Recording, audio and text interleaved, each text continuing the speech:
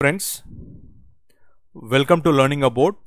The Staff Selection Commission has notified the CHSL examination 2020. Now in this video I am going to share the highlights from that notification. So as you are aware, the posts that have been called for are the LDC, that is the lower division clerk, junior secretariat assistant, postal assistant, and the data entry operator. And so the pay band for the LDC, it is the level 2, which is 19. If you look at the take home, right? So for this level 2, it is somewhere around like 26,000, and for this it is somewhere around 35,000 take home, and for this level 5 it is around 40,000 take home, 40,000 plus. Okay, so this is regarding the pay and the posts, and the vacancies, the exact number of vacancies have not been is yet to be updated in the Staff Selection Commission website, but usually every year if you see, it is somewhere between like 1,000 to 2,000. okay, it could even be 2,500 sometimes number of vacancies. So important dates. So the online application submission has already started on 6th of November, and it goes on up to 15th of December 2020, and the last date, so it is 15th of December, and the date of examination, it is from 12th April to 27th April 2021. And the eligibility criteria must be a citizen of India, and the age limit is between 18 years to 27 years. Of course, there is a relaxation in that age limit based on the category. And educational qualification, a mere 12th pass is sufficient for all these posts. Okay. So you can expect more number of people to apply for this post. Okay, even graduates and postgraduates also apply for this post.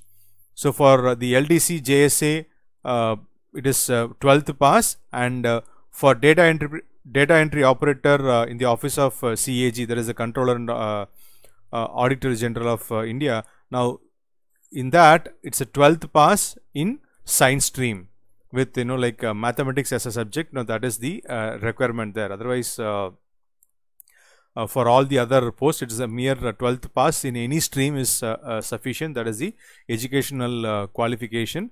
Now as far as the exam pattern is concerned, now tier 1 is a computer based examination.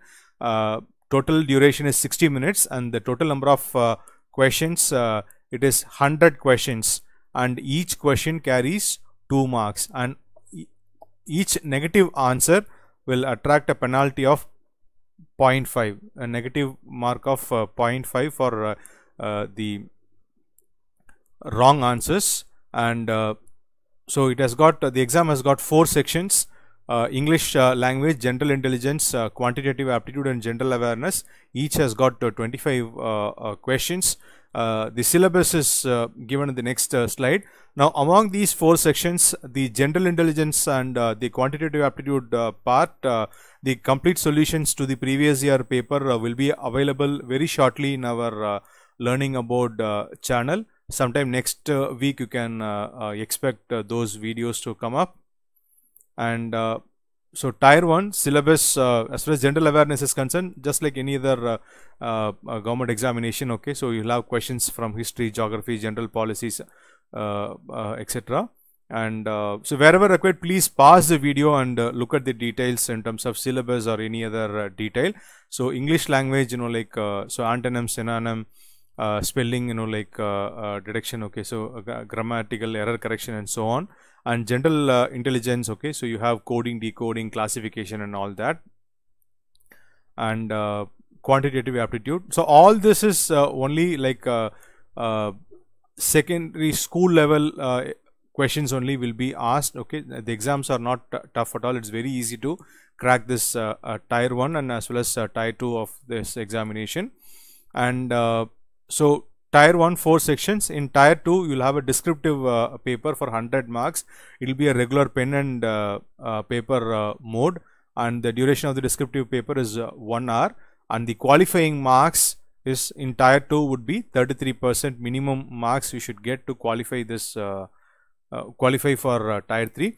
And as far as tier 3 is concerned, entry to tier 3 will be based on the performance in tier 1 and tier 2 to put together. Okay, so you will be called for tier 2 based on the ranking. So they have a normalization process. So the top performers in tier 1 will be called for the tier 2 here. So only the qualified people will be called for tier 2. Now among that qualified people of tier 2, now tier 1 marks and tier 2 marks combined together will be put, and the top performers will be called for the required skill test or typing test based on the position that you are applying. Okay, and so this skill test and typing test will be in qualifying nature. That is, you will not be the marks will not be given, or the ranks will not be you will not be ranked based on your performance. It's just a qualifying nature, and depending upon the position that you are applying for, the typing speed is expected. So if now the data entry speed of 8,000 depressions per hour on computer. So you usually like you're given like 2000 or 2000 words, okay, and 15 minutes time is given, and the speed test and accuracy is measured. And for the LDC postal assistant, etc., in English 10,500 key depressions per hour is expected, and in Hindi, I mean, if you are applying in the Hindi, if you are opting for Hindi, 9,000 key depressions per hour is expected there. And so there 10 minutes time is given. So within the 10 minutes, are you able to catch up to that rate is what is basically tested here in the skill test, which is the tier 3 examination. So as I said before, so tier 1 and tier 2 marks would be considered for the ranks, and in tier 2 a minimum of 33% marks is expected, and the tier 3 is just a qualifying nature. So based on all this, you'll be called for the document verification, and the position, the posts and the department is purely based on the performance, okay, the ranking performance, and of course with due consideration to the reservation policy. So which department, which location you will be allotted, it all based on the performance in tier 1 and tier 2. Also you should have qualified the tier 3, which is the skill test or the typing test. And so reservation, as I said, just like any other government organization. So how to apply? So you have to do a one-time registration. A fee payable is 100 rupees generally, and for women candidates and the candidates belonging to SC, ST, etc., there is an exemption in that fee. Now after this one-time registration, you have to specifically apply for this examination, CHSL. And so here specifically, now photographs and signature, the dimensions, all the conditions are just like regular any other regular examination that you might apply for, but specifically here they ask for the date of the photograph. Okay, now the photograph should not be more than 3 months old, and you should have the date, like put in the photograph like this, like the sample that you see on the screen. Okay, so that is mandatory, and the photograph size should be 3.5 into 4.5 height. And so this is the one-time registration form sample, and so this is the CHSL. So after you complete, if you haven't already registered, you can complete the one-time registration and you can go for the CHSL form filling.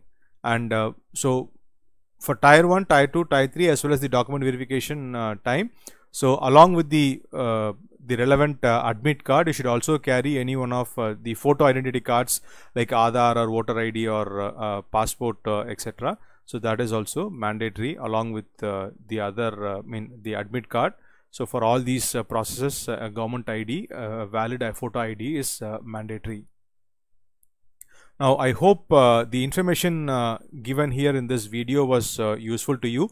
If you have any queries regarding this notification, please comment in the comments below. Now please like, share and subscribe to our channel Learning Abroad. Thanks for watching.